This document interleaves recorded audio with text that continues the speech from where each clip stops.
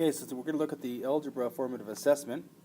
I will break down all the pictorially and the symbolically for you. Your job will be to self-assess yourself, give yourself some feedback on the side here. Is where you're going to put your feedback. And then you will do some work on the back page, which we will discuss later. So let's just get right into the questions. Okay, solving for pictorially for the first four. I'll draw it out for you and then we'll see how that goes. X plus 3 equals 5. First we'll do the x. And again, I'll do my best to color everything in. Plus 3 is equal to 5. 1, 2, 3, 4, 5.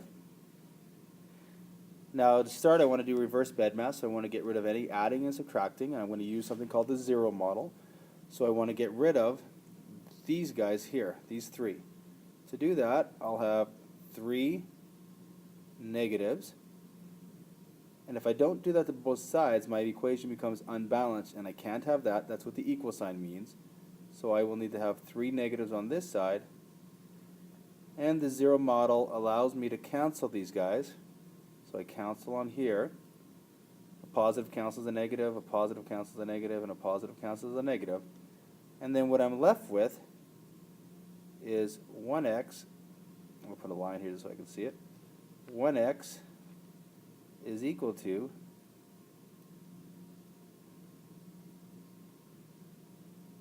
positive 2. And I'll make sure this is colored in.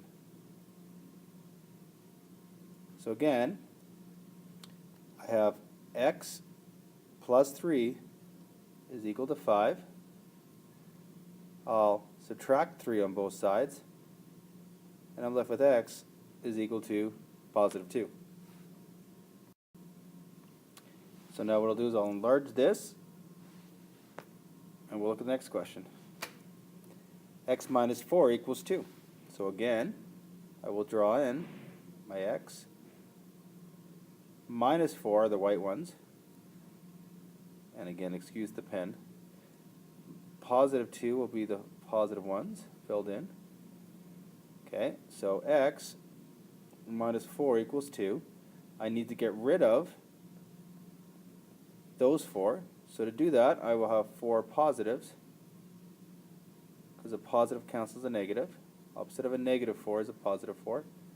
To keep my equation balanced, I will do it to both sides.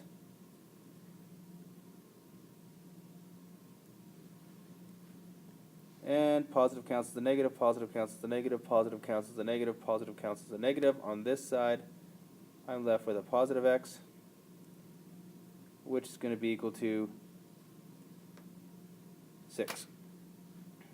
Now, again, you should draw those, but I'm saving myself some time.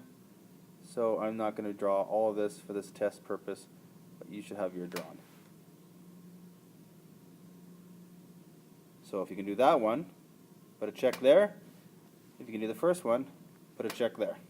Because again, we're doing it pictorially, right? Alright, next set. 2 x's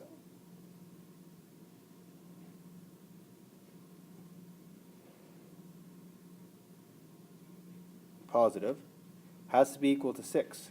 When I'm setting this up, it doesn't make sense to go 1, 2, 3, 4, 5, 6 across, but because I have 2 groups of x's, 1x, 2x, I do it this way. 1, 2, 3, 4, 5, and 6, and those are filled in.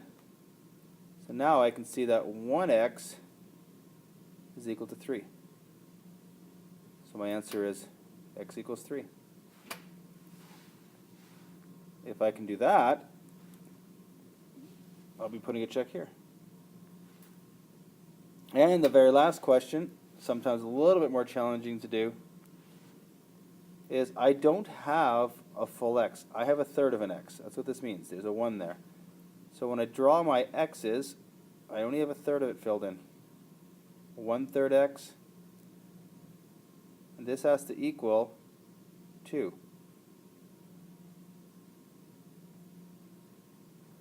Well, at the end, I want x equals something. I want 1x, not a third x. I don't want a third x, I want x. So I need 3 of these to get a third.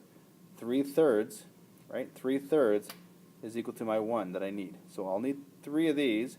So my next one could look like this. 2/3, 3/3, and they're all equal to 2. Every third. This question says a third is equal to 2, so every third is equal to 2. So 1/3 plus 1/3 plus 1/3 is 1x, and it equals 6. And if you can do that, you put a check there. So that's the long part of the test, all this modeling. So now we'll go right to the symbolically. So when you're doing it symbolically, it's as simple as just doing opposite bed mass. So again, our bed mass looks like this. All your adding and subtracting should be done first. So I look at this question here. If I see any adding or subtracting, I do it first. I have a +5. To get rid of the +5, I go -5 on both sides. This cancels out to give me 0. I'm left with x on this side. 7 minus 5 is 2. Now you do a check, and I rewrite the question. Wherever I see an x, I put a 2. 2 plus 5 is 7. So left side equals right side. And I know my answer is correct. If I can do that type of work, I put a check right there. Next question is a subtraction question. Again, that's this one.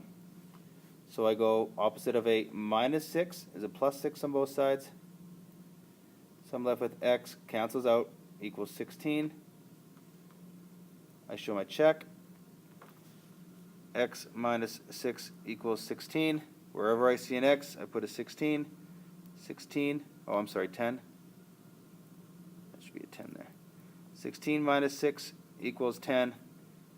10 equals 10. Left side equals right side. I'm good to go. If I get that one right, I can do that question.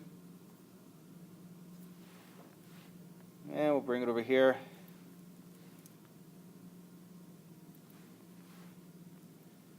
I have 3x equals 12. And again, I look for any adding, subtracting. There are none, so now I'm at the multiplication division. I see multiplication. That says 3 times x. So to get rid of the 3, I want 1x at the end. What number divided by 3 will give me 1? 3. 3 divided by 3 is 1x. So I divide both sides by 3, and I get the answer of 4. My check. My check, I'll substitute in. I like using brackets. So 12 equals 12. This should be a 12 here. Sorry about the pen. Again, left side equals right side. And if you can do that type of question, you're good with that type of work.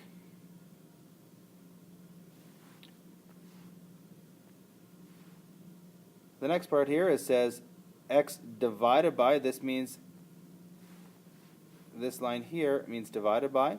Opposite of divide is times. So I times 4 on both sides. This cancels. X equals 12. And again, I do a check.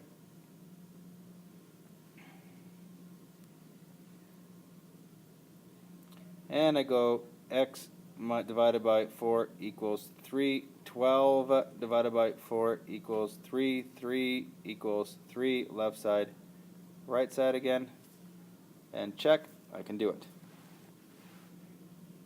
Now to the last couple questions again. These are multi-step problems. First thing I'm going to do is any adding, subtracting. I see or +6, so I'm going to -6 on both sides. I'm left with 2x equals 4. There's no more adding and subtracting. So I look for any multiplication and division. I see a times 2, so divide by 2 on both sides, and I get x equals 2. And then a check. 2 times 2 plus 6 equals 10. 4 plus 6 equals 10. 10 equals 10. And you know you got it right because they both sides equal each other. So left side equals right side. Okay, I'm going to try to enlarge this a bit more.